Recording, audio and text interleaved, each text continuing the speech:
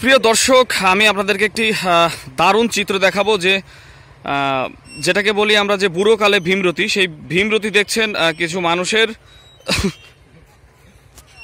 তবে ভীমরতি নয়, আসলে ঘুরতে আসলে যে মানুষের ভিতর যে প্রশস্ত হয়ে যায়, সেই প্রশস্ততা থেকেই কিন্তু তাদের সেই প্রচেষ্টা, বাল্যকালে ফিরে যাওয়ার চেষ্টা করছেন তারা দোলনায় দোলে। সেই চিত্রটি আমি আপনাদেরকে দেখানোর চেষ্টা করলাম।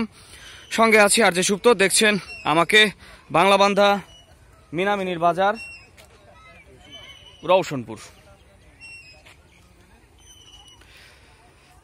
দেখছেন দারুণ জায়গা, সঙ্গে আছে ভাগনা এবং ভাতিজা। তোমাদের অনুভূতি কি? তোমরা সব সময় এখানে আসো, তারপরে তোমাদের অনুভূতি কি এখানে এসে? দুপুর বেলায় ভালো লাগছে না খারাপ?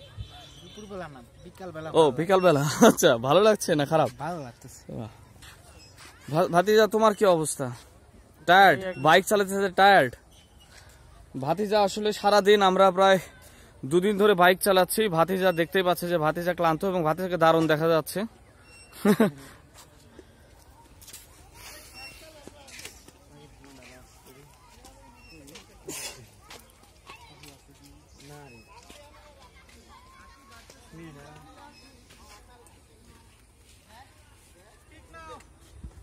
একটা পিক না, তোমাদেরকে যথেষ্ট পরিমাণ ই করে তোলা হয়েছে।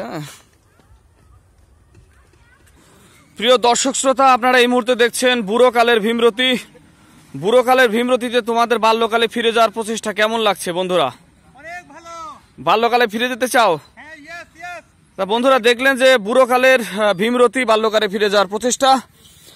সঙ্গে আছে আর যে সুপ্ত, দেখছেন বাংলাবান্ধা মিনামিনির বাজার,